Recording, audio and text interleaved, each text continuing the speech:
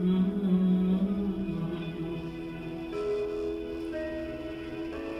à tout le monde, bonjour, bonsoir. Et j'espère que vous allez bien par la grâce de Jésus, notre Dieu, notre Maître, notre Père. Que toute la gloire soit à lui, au siècle des siècles. Aujourd'hui, j'avais à cœur de nous entretenir par la grâce de Jésus sur la solitude selon Dieu.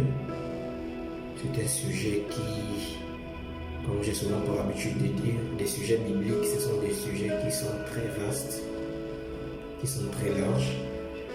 Mais je prie le Seigneur qu'il oriente mon esprit pour pouvoir mieux retransmettre la pensée du Seigneur. Alors on ne va peut-être pas toucher tout, on va toucher simplement l'essentiel. Voilà, parce que le plus important, ce n'est pas remplir l'esprit des connaissances. Non. Le plus important, c'est de transmettre la vie au travers de tous les enseignements que le Seigneur nous donne. Vous voyez? Et ma prière, c'est qu'au sortir de ces partages, nous puissions nous asseoir, revoir notre vie, être encouragés par le Seigneur. La solitude selon Dieu. La solitude selon Dieu. Père, je te bénis, je te rends grâce. Merci pour cette occasion que tu présentes aujourd'hui, encore une fois de plus, pour partager ta parole, pour échanger sur ta parole, Seigneur. Aide-nous, Seigneur, dispose notre esprit humain à recevoir pleinement l'instruction que tu veux nous passer, Seigneur. Papa, le but de ton enseignement, c'est de bâtir l'homme intérieur en nous. Papa, assujettis mon esprit, Papa, et je veux qu'au travers de ma bouche, tu puisses parler, car il y a plus de plaisir, Seigneur, à parler poussé par ton esprit qu'à démontrer mes connaissances. Papa, parce que ta parole dit que la connaissance rend orgueilleux, mais l'amour édifie, Seigneur. L'objectif, Seigneur, ce n'est pas de démontrer la connaissance. L'objectif, c'est qu'au travers de tout ce que tu nous donnes comme enseignement, tu sois vu et que les hommes reviennent sur leurs pas avec toi au nom de Yeshua. Toi qui es notre modèle, toi qui es notre enseignant, Seigneur, merci pour ta fidélité. Alléluia.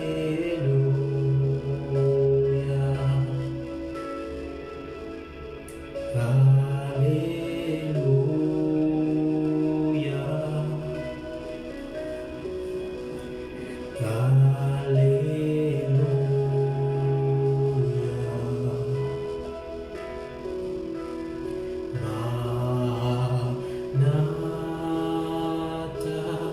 Maranatha, Maranatha,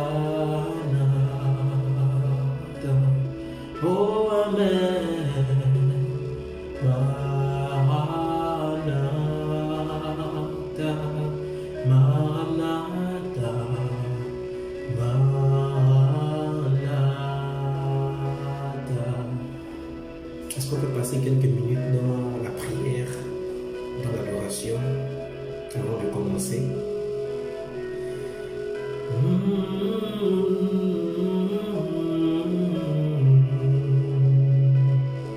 Oh Amen. Alléluia. Alléluia, Seigneur. Seigneur, nous avons besoin de toi, nous avons besoin que tu rafraîchisses nos esprits, Seigneur. Nous avons besoin de consommer, Seigneur, l'eau qui sort de ton trône, Seigneur. Cette eau qui régénère nos cellules, cette eau purifiable qui purifie nos cœurs, cette eau, Seigneur, Père, qui sanctifie notre sang, Père. Tu t'es présenté à la femme samaritaine, Seigneur, comme la source intarissable, Seigneur, parce que les hommes ont soif de toi. On a besoin de te voir, on a besoin de boire à ta source, Seigneur, Père. Toi qui es une rivière, Seigneur, nous voulons être comme ces brebis qui sont couchées près des pâturages, Seigneur, qui rien qu'à entendre simplement le bruit des eaux, ça fait du bien à nos âmes, Seigneur. Alléluia.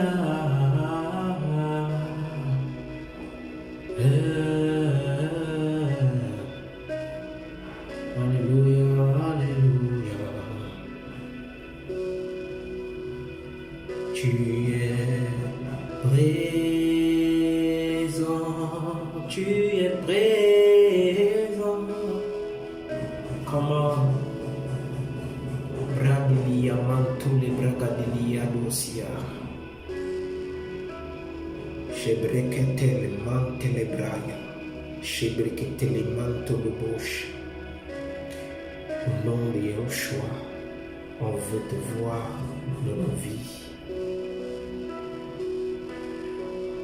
Merci Seigneur pour ta grâce. Restaure nos cœurs. Alléluia.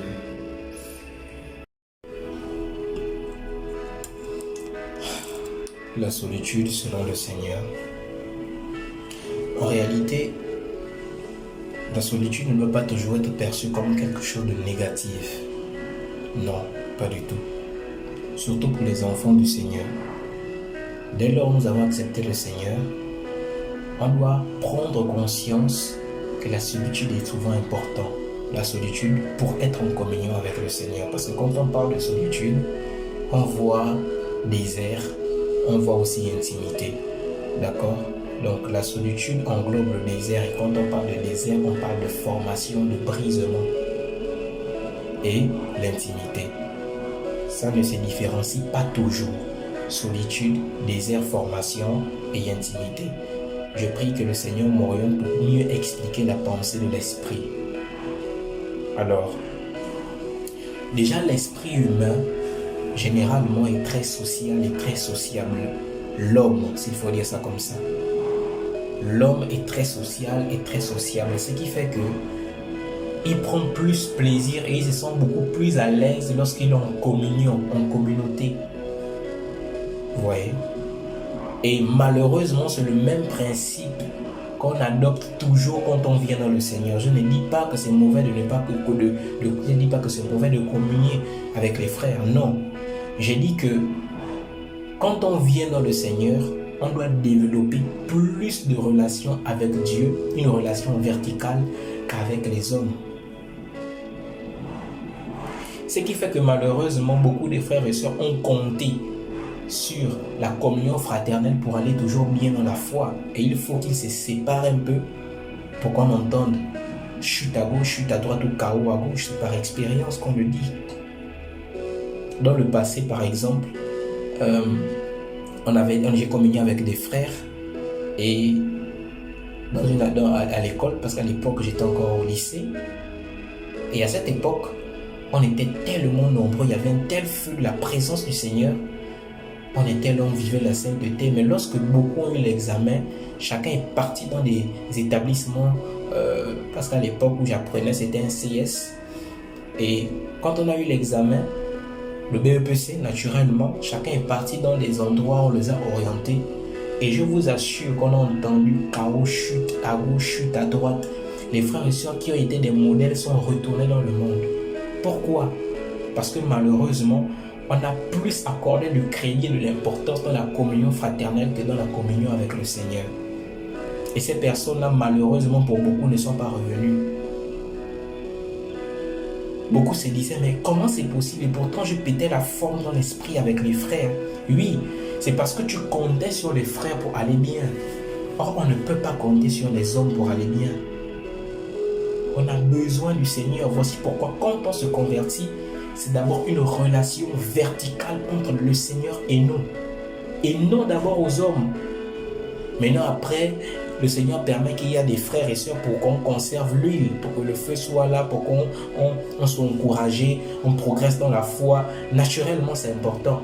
Le Proverbe va nous dire que plus de foi active le feu. Mais il est important d'abord de réaliser qu'on a d'abord besoin du Seigneur. Tant qu'on n'aura pas besoin, on ne sera pas discipliné dans ce sens, je vous assure, la foi ne sera jamais stable. La Bible nous enseigne que celui qui a bâti sa maison sur le roc, qui est Yeshua, les vents vont souffler et il va résister. Beaucoup sont tombés, c'est parce que leur foi a été bâtie sur le sable. Et le sable, ça peut être les hommes.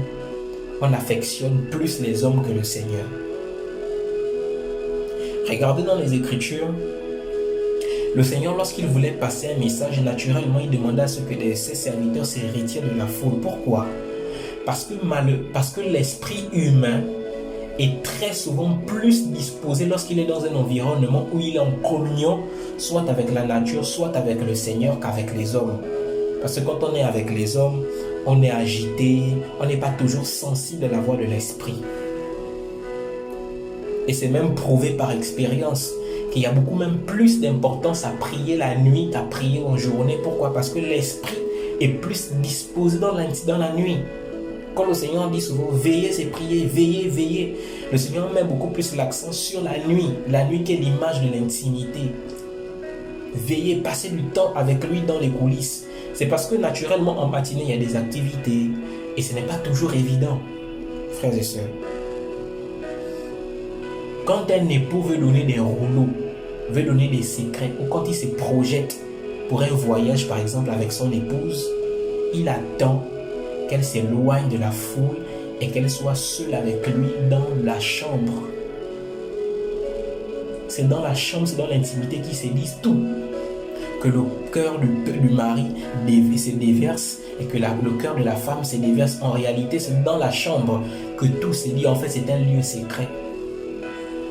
Et quand nous venons à Christ, en réalité, on doit aspirer plus à être dans l'intimité qu'avec les hommes. Nous devons être des éternels insatisfaits de la présence de Dieu.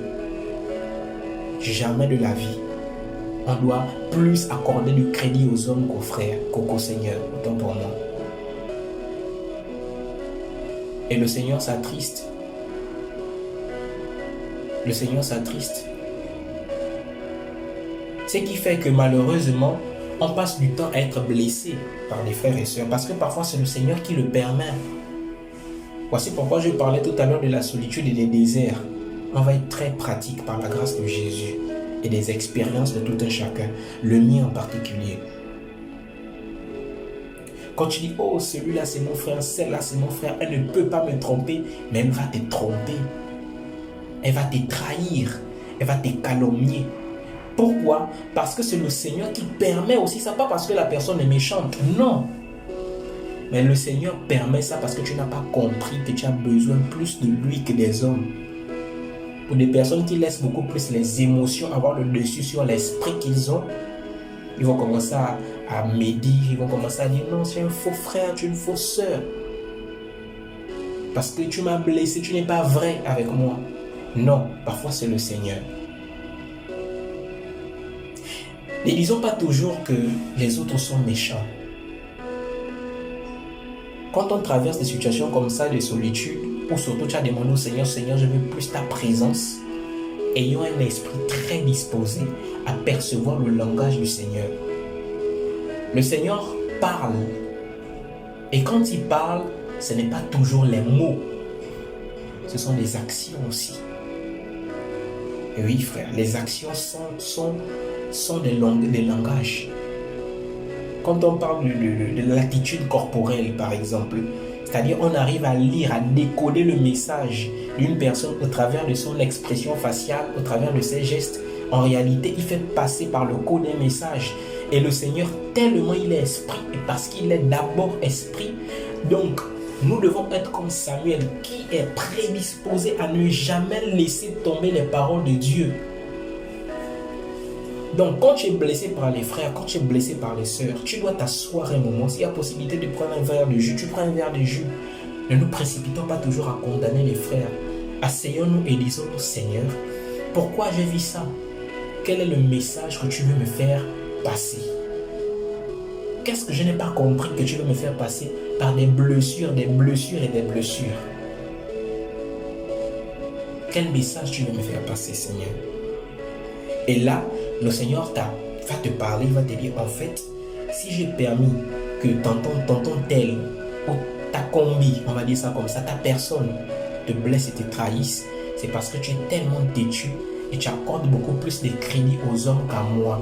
Et parce que je t'aime, je suis jaloux, d'accord, de l'importance que tu accordes aux hommes plus qu'à moi, je permets que tu sois blessé pour que tu ailles dans l'intimité pour rechercher ma face et pour grandir avec moi. L'âme, c'est le siège des émotions. Et quand on nous blesse naturellement, l'âme prend le dessus sur l'esprit.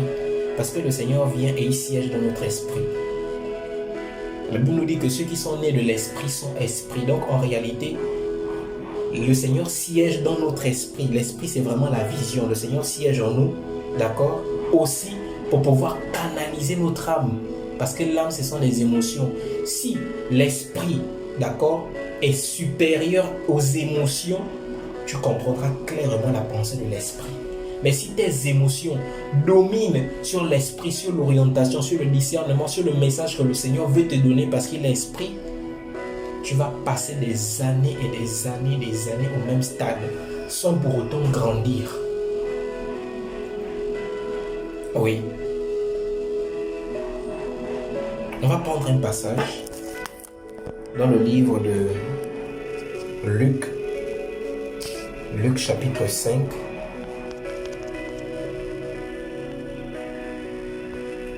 Alléluia.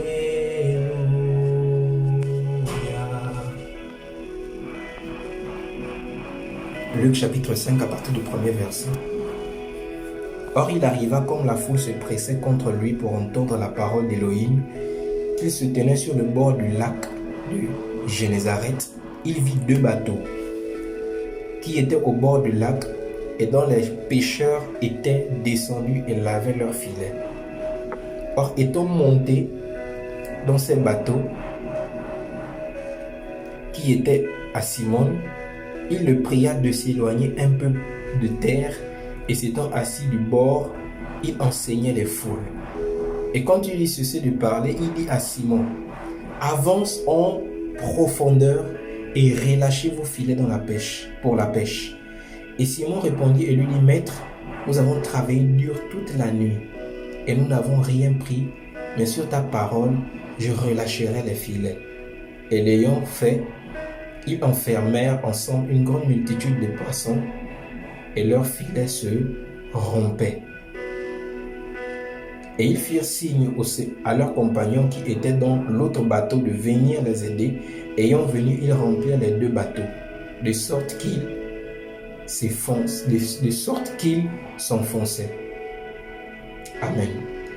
Quand j'ai lu le passage là la dernière fois, j'ai compris, le Seigneur m'a ouvert un autre champ concernant la solitude selon lui. Dans Luc chapitre 5, on nous parle de 2 bateaux. Le premier bateau et le deuxième bateau. D'accord? Et quand on lit les récits, la Bible nous fait comprendre que le Seigneur était dans le bateau de Simon-Pierre. Quand vous pensez à quelque chose, n'est-ce pas? Jésus dans ma barque. Ouais. Et là, il va se mettre à enseigner. Et après, plus tard, qu'est-ce qui va se passer? Le Seigneur va dire à Pierre, va encore plus loin en profondeur. Avec lui, naturellement. Donc, il y avait un moment où le Seigneur attend de nous que nous soyons en communion avec les frères. D'où l'image du premier bateau, d'où l'image de la première manifestation où il est dans le bateau, il est prêt et puis il enseigne, les gens sont là, ils écoutent.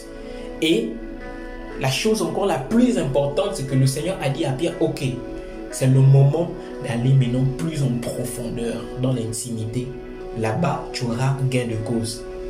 Et à un moment, Pierre va raisonner avec le Seigneur. Il va dire, mais Seigneur, j'ai travaillé toute la nuit. Les raisonnements. On ne comprend pas toujours pourquoi le Seigneur nous demande de nous retirer de la foule.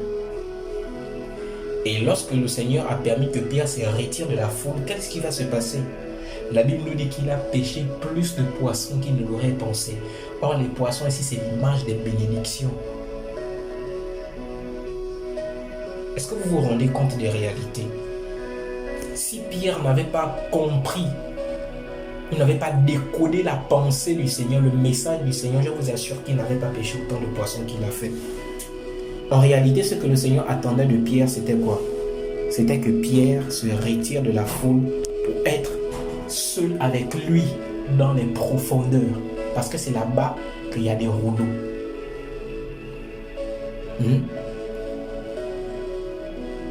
Je vous dis la vérité.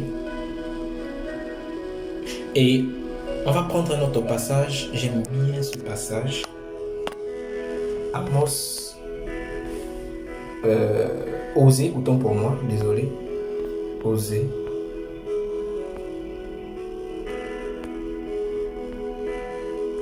Osée chapitre 2 à partir du verset 16. La Bible dit ceci.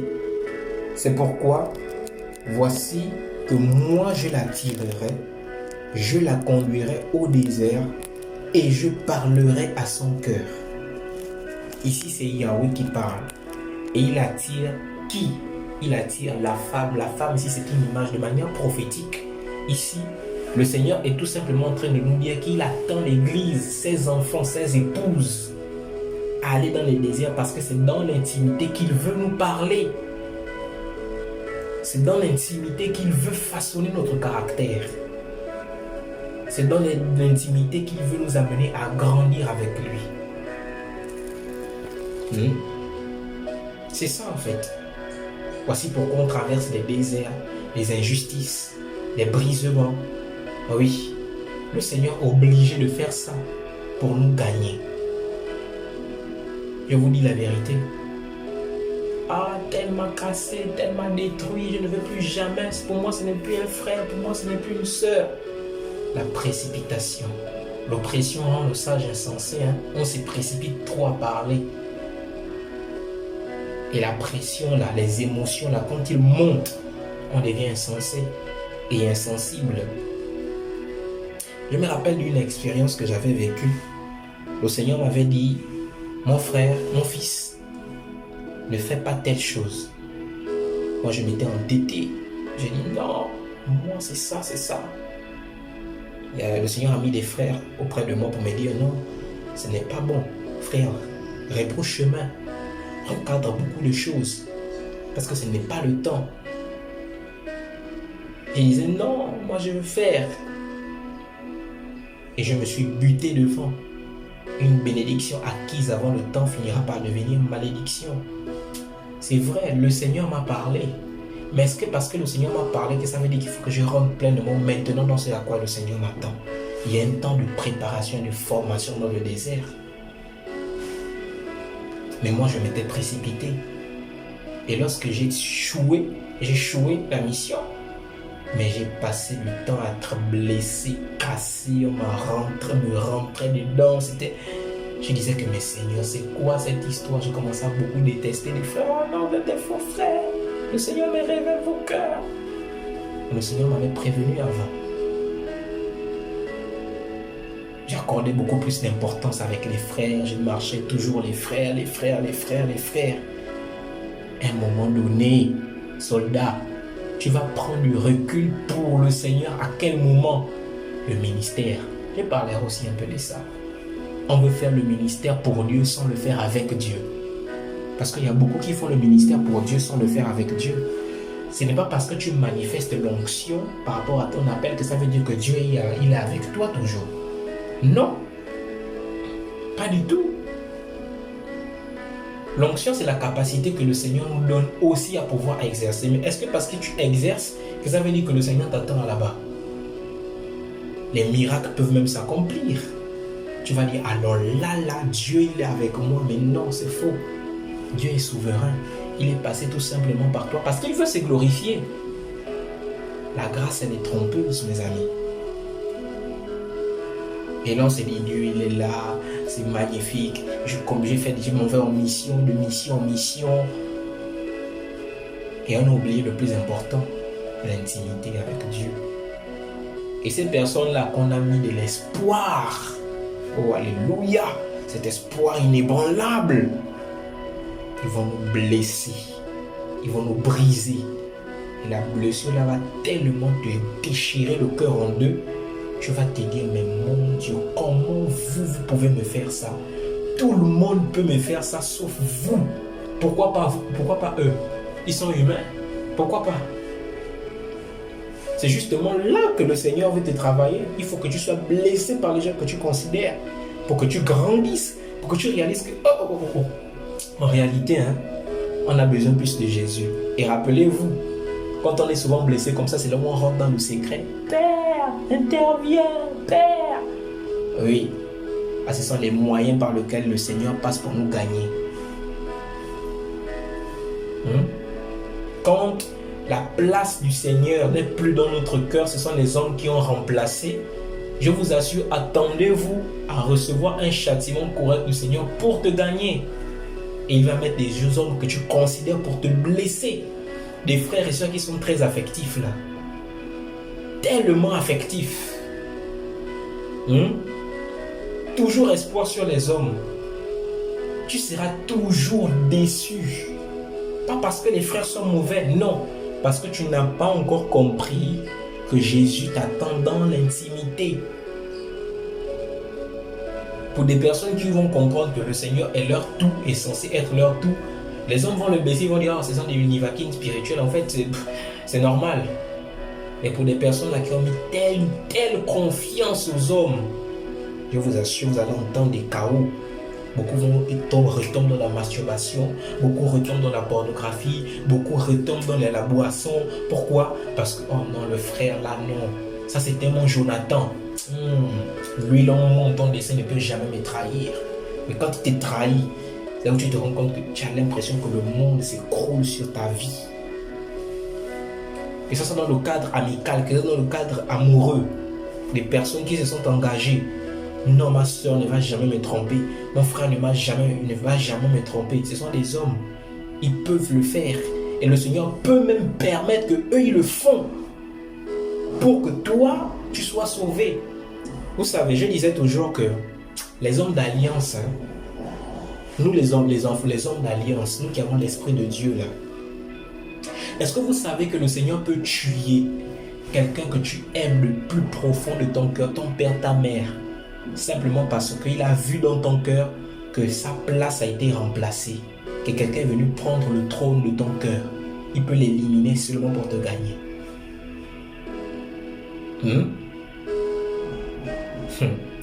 Oh Seigneur.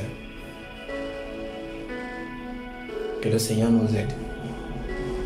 Que le Seigneur vraiment nous aide. On doit avoir plus de considération à passer du temps avec le Seigneur. Il y a tellement de choses à dire. Tellement. Mais aujourd'hui, je me spécifie sur les blessures dans le sens où c'est le Seigneur qui occasionne. Ouais. Le Seigneur occasionne cela. Parce que nos cœurs là ne sont plus très clairs. Seigneur, fais-moi voir ta gloire. Mais on voit la gloire du Seigneur, on va expérimenter les rouleaux du Seigneur si on ne passe pas du temps dans les coulisses avec lui. On veut voir le réveil, on ne passe pas du temps de coulisses avec lui. Moïse, avant de nous révéler ce qu'il a révélé là, comment on a fait pour en avoir, c'est parce qu'il passait du temps dans l'intimité avec Dieu. Voici pourquoi le Seigneur va permettre des séparations, des brisements, des cassures, des alliances qui étaient rigides là. Le Seigneur va casser ça. Parce qu'il faut qu'il te gagne. Parce qu'il faut que tu comprennes que c'est de lui dont tu as besoin plus que quiconque. Alléluia. Alléluia. Ça fait mal, mais c'est ça. Un jour, la semaine passée, j'étais en communion avec les frères et on donnait des sujets de prière. Je vous raconte une petite histoire. Et les frères demandaient, Seigneur, j'ai un sujet de prière, je veux qu'on prie que le Seigneur restaure nos cœurs. D'autres, j'ai un sujet de prière pour que le Seigneur nous amène à demeurer dans la sanctification. D'autres, j'ai le sujet de prière, je veux qu'on puisse connaître encore la volonté de Dieu, ainsi de suite. C'est un des très beaux sujets de prière. Moi, j'ai donné le sujet de prière et j'ai dit, je voudrais qu'on prie que le Seigneur purifie nos cœurs en passant par le feu pour qu'on le ressente de plus en plus. Je veux qu'on prie que le Seigneur nous fasse passer davantage par les déserts pour que nos cœurs soient épurés par le feu pour qu'on puisse lui ressembler. Les frères m'ont regardé. Ah frère, est-ce que tu sais dans quoi tu t'engages? C'est quel genre de prière ça? Mais oui, Parce que qu'on attend, Seigneur, je veux la sanctification. Mais si tu veux la sanctification, il faut que tu passes par le brisement. En réalité, la base de tout ce qu'on demande à voir avec Dieu, c'est l'épuration de notre cœur. Donc en réalité, ce sujet de prière ne doit pas nous choquer.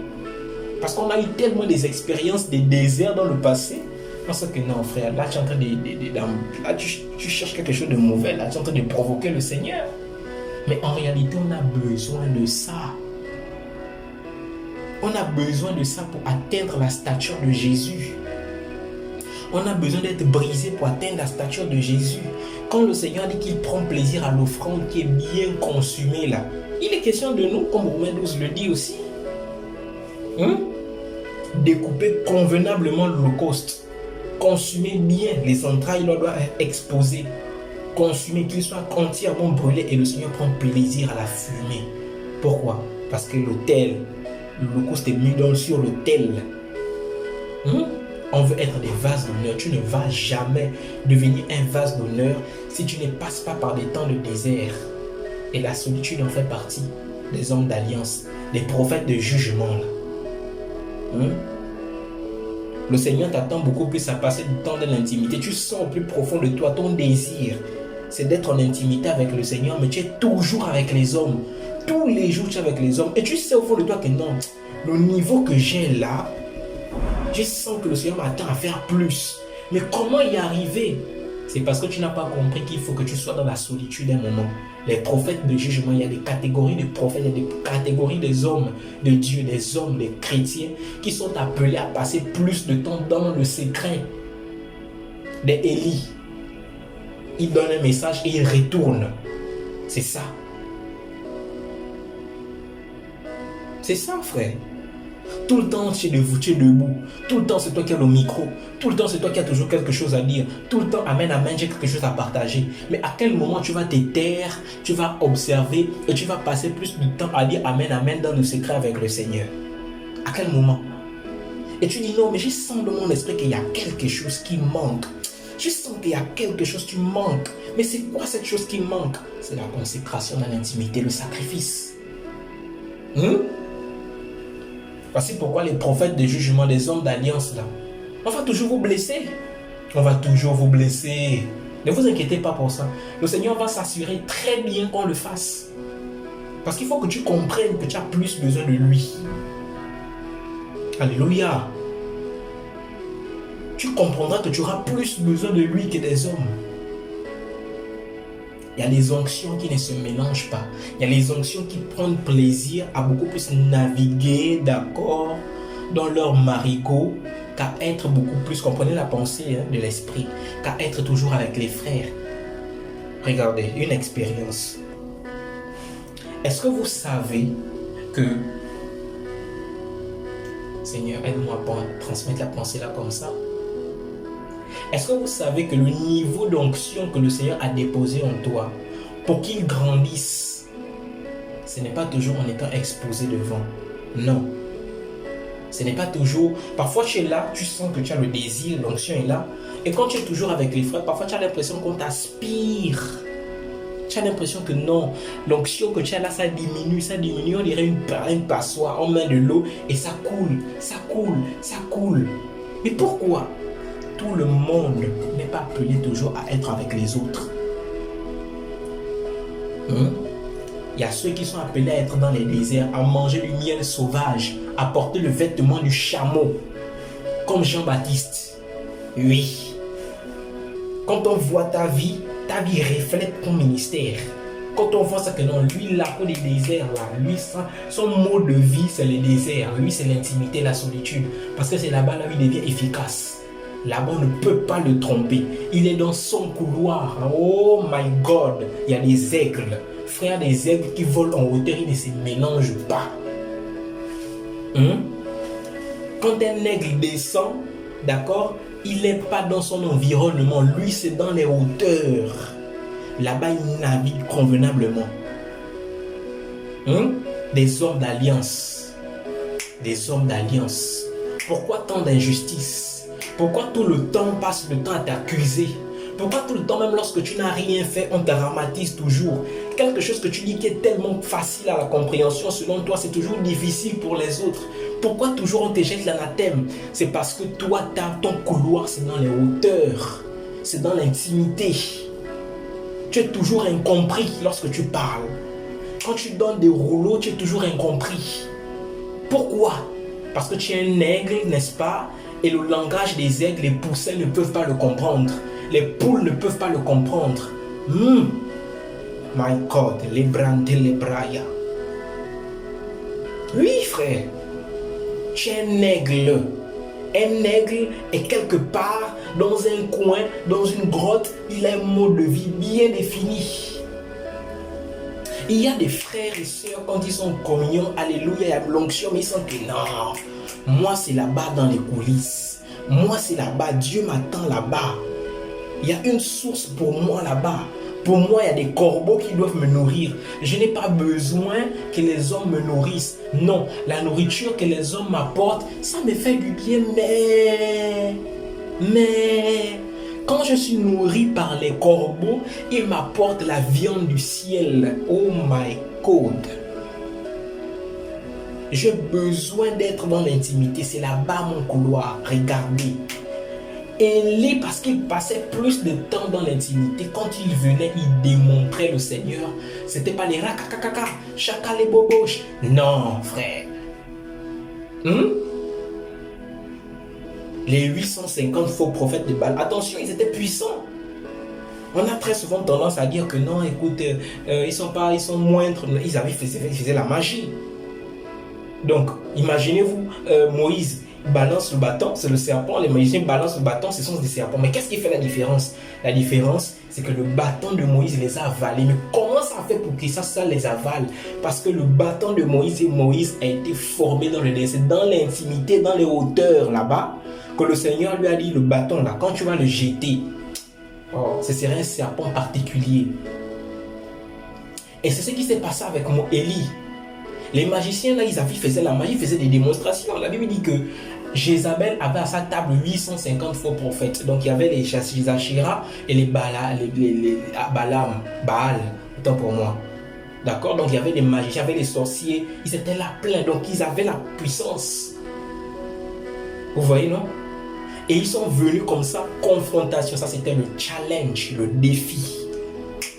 L'intimité dans le Seigneur, avec le Seigneur dans l'intimité, lorsque tu vas t'exposer, tu feras des challenges qui vont, alléluia, tu vas démontrer Dieu d'une manière tellement particulière, parce que quand tu étais dans les grottes là, tu as rencontré quelque chose d'exceptionnel. Ils se sont agités, ils ont fait ci, ils ont fait ça. Élie est même venu les exhorter pour dire non, mettez même de l'eau, peut-être scarifiez-vous un peu, peut-être en scarifiant qu'il y aura quelque chose. Faites ça, peut-être que votre Dieu va vous répondre. Il les aidait même à invoquer leur Dieu. Mais après ça, qu'est-ce qui va se passer? Quand ils vont finir, il dit ok, vous avez été très plaisantin, je viens restaurer les choses. My God.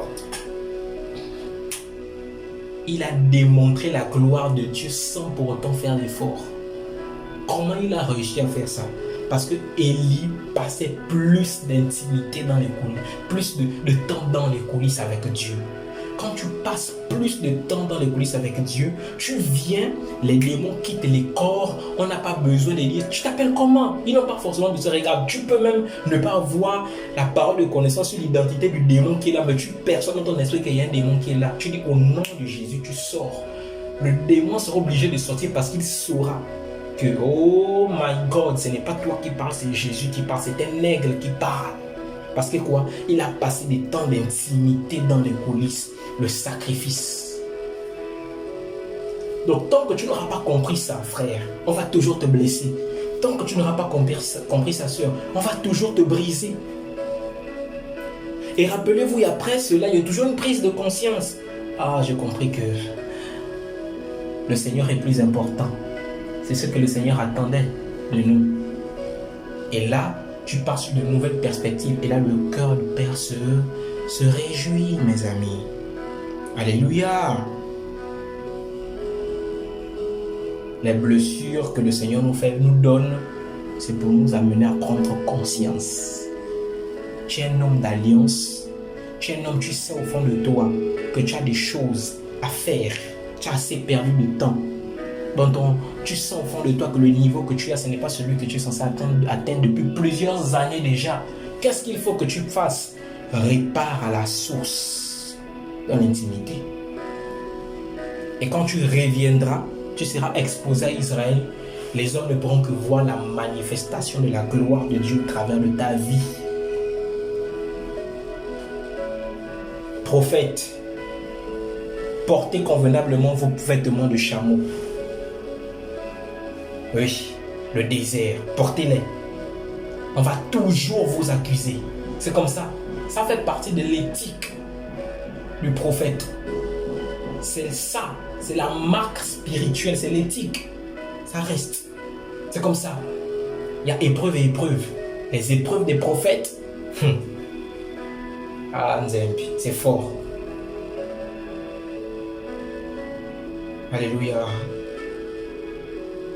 Ma prière, c'est qu'au travers de cet enseignement, on puisse répartir sur de nouvelles bases avec le Seigneur. Qu'on aspire plus à le découvrir, lui, qu'à découvrir les hommes au nom de Yahushua. Que ton nom soit béni, Seigneur, pour ce temps de partage. Merci pour ta fidélité. Merci parce que tu nous aides, tu nous aimes. Merci, Seigneur, parce que tu veux nous apprendre davantage à connaître ton cœur. S'il te plaît, aide-nous davantage à te chercher plus qu'à chercher les hommes. On ne veut pas courir derrière les pasteurs, on ne veut pas courir derrière les apôtres. On ne veut pas courir derrière les gens qui manifestent une grâce particulière. On veut courir derrière toi parce que c'est toi le remède de nos âmes. Au nom de Yahushua. Père, aide mes frères à réaliser que les blessures, c'est pour les gagner. Alléluia. Au nom de Yeshua. Merci Seigneur pour ta grâce. Amen.